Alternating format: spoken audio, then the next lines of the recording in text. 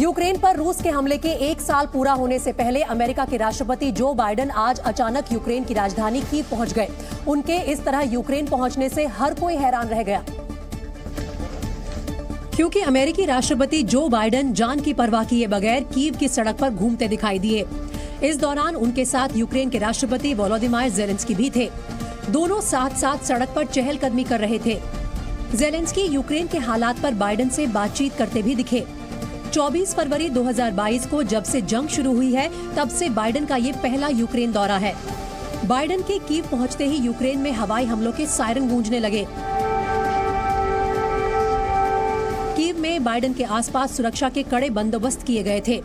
अमेरिकी राष्ट्रपति पोलैंड के रास्ते यूक्रेन पहुंचे थे। बाइडेन ऐसे समय में कीव पहुंचे हैं जब रूस जंग के 1 साल पूरा होने के मौके पर आक्रामक होने की तैयारी में है। अमेरिकी राष्ट्रपति का यूक्रेन दौरा निश्चित तौर पर रूस को चिढ़ाने वाला है। कीव पहुंचे बाइडेन ने पुतिन को चुनौती देने वाले अंदाज में कहा कि जंग के 1 साल बाद भी उनका देश यूक्रेन के साथ डट कर खड़ा है। अपने वादों को दोहराने के लिए अमेरिकी राष्ट्रपति जो बाइडेन ने कीव में यूक्रेन के राष्ट्रपति वोलोदिमीर ज़ेलेंस्की के साथ प्रेस कॉन्फ्रेंस की, जिसमें उन्होंने कहा कि वो यूक्रेन के साथ किया गया वादा निभाएंगे। बाइडेन ने कहा कि अमेरिका कीव के साथ आखिरी समय तक खड़ा रहेगा। Democracy stands. The Americans stand with you and the world stands with you. Kyiv has captured a part of my heart, I must say. America की तरफ से यूक्रेन को मिलिट्री उपकरण, जिसमें गोला बारूद, जैवलिन के अलावा तोप भी शामिल है, देने का फैसला किया गया है। कीव में बाइडेन ने व्लादिमीर पुतिन पर निशाना साधते हुए कहा कि रूस यूक्रेन को मिटाना चाहता था, लेकिन पुतिन का प्लान फेल हो गया। So, President Zelensky, you deeply honor me here in Kyiv with you today. To meet with your military, your intelligence folks, your diplomatic teams, community leaders who have stepped up and helped their country in their hour of need.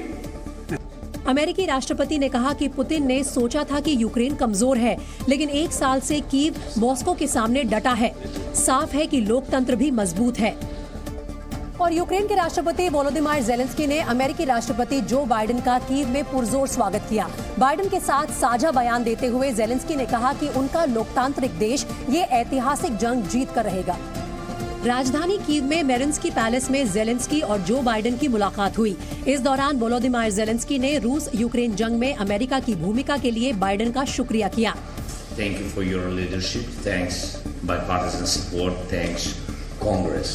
I think that is historical moment for our country.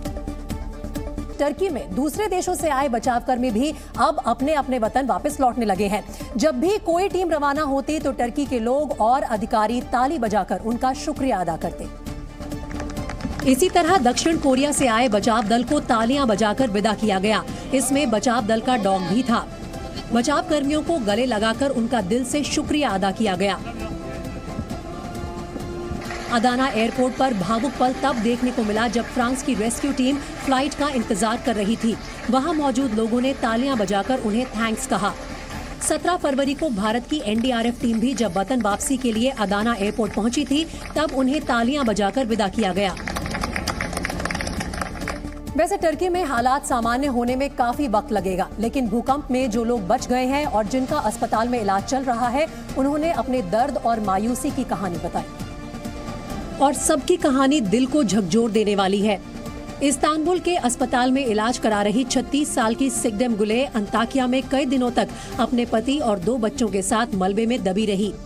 2 दिन बाद मलबे में ही उनके पति की मौत हो गई। 2 बेटों ने भी बाद में दम तोड़ दिया। बच्चों और पति के शव के साथ वो मलबे में ही दबी रही।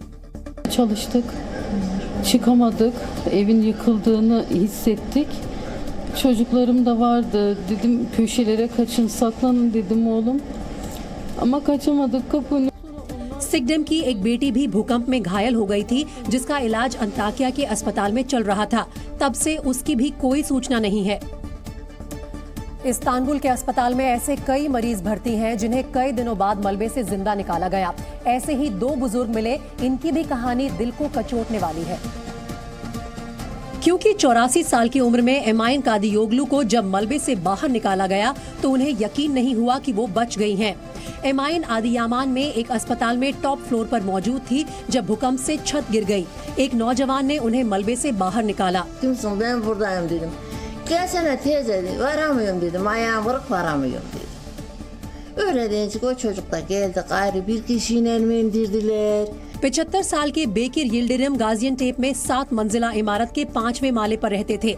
भूकंप से इमारत गिर गई और वो मलबे में दब गए। मलबे के अंदर वो कई बार बेहोश हुए। 3 दिन वो मलबे में रहे। Sesim geliyor mu, beni duyuyor musunuz diye bağırmaya. Ama 2 saat sonra mı oldu bu, 3 saat sonra mı oldu onu hatırlamıyorum çünkü o an bilincim zaten kaybolmuştu. Turkey और सीरिया में भूकंप से 46,000 से ज्यादा लोग मारे जा चुके हैं। भूकंप के 14 दिन बाद अब टर्की की सरकार ने राहत और बचाव का काम को बंद कर दिया है। क्योंकि पिछले 24 घंटे में टर्की के भूकंप प्रभावित इलाकों में कोई भी जिंदा इंसान नहीं मिला, लेकिन टर्की के 2 राज्य कहरामनमारस और हते में मलबे से इंसानों की तलाश जारी रहेगी। कहरामनमारस भूकंप का केंद्र था और करीब 40 इमारतों के मलबों में तलाश अभी भी चल रही है। टर्की की सरकार के मुताबिक 1,05,000 इमारतें ऐसी हैं जो या तो गिर चुकी हैं या उन्हें गिराया जाना बाकी है, या फिर वो इतनी ज्यादा टूट चुकी हैं कि वो रहने लायक नहीं बची। और इस बीच अमेरिका के विदेश मंत्री एंटनी ब्लिंकन टर्की पहुंच गए। अमेरिका ने टर्की को भूकंप राहत के लिए 800 करोड़ रुपए से ज्यादा की मदद का ऐलान किया। और अमेरिका से आई राहत सामग्री तुर्की के अदाना के करीब इंसरलिक एयरबेस पर उतारी गई। अदाना एयरबेस पर विदेश मंत्री एंटनी ब्लिंकन भी मौजूद थे। एंटनी ब्लिंकन ने प्लेन से राहत सामग्री उतारने में हाथ भी बटाया। We've had about $85 million worth of assistance poured in immediately for housing, water, food, medicine, and clothing. All that in the immediate days following the earthquake. Today I can announce that we will be putting in another $100 million to assist those who are so desperately in need.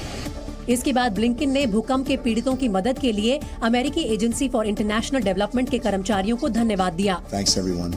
Appreciate you all very much. Thank you. राजधानी दिल्ली में लाल किले पर 23 साल पहले हुए आतंकी हमले के गुनहगार को फांसी दिए जाने की मांग तेज हो गई है और इस बार तिहाड़ जेल प्रशासन ने लाल किले पर हमले के दोषी आरिफ उर्फ अशफाक की फांसी की तारीख तय करने के लिए निचली अदालत को चिट्ठी लिखी है। तिहाड़ प्रशासन का कहना है कि फांसी की तारीख तय होने के बाद ही अशफाक का डेथ वारंट जारी हो पाएगा और उसे फांसी दी जा सकेगी। लाल किले पर हुए हमले का मास्टरमाइंड अशफाक पाकिस्तान का रहने वाला है और आतंकी संगठन लश्कर-ए-तैयबा से जुड़ा हुआ था। 22 दिसंबर 2000 के दिन लश्कर के 6 आतंकियों ने लाल किले के अंदर बनी जवानों की बैरक पर हमला कर दिया था। उस हमले में 3 जवानों की मौत हो गई थी। इस मामले में पुलिस ने आतंकी अशफाक समेत 21 लोगों के खिलाफ चार्जशीट दायर की थी और अक्टूबर 2005 में कोर्ट ने आतंकी अशफाक को फांसी की सजा सुनाई थी।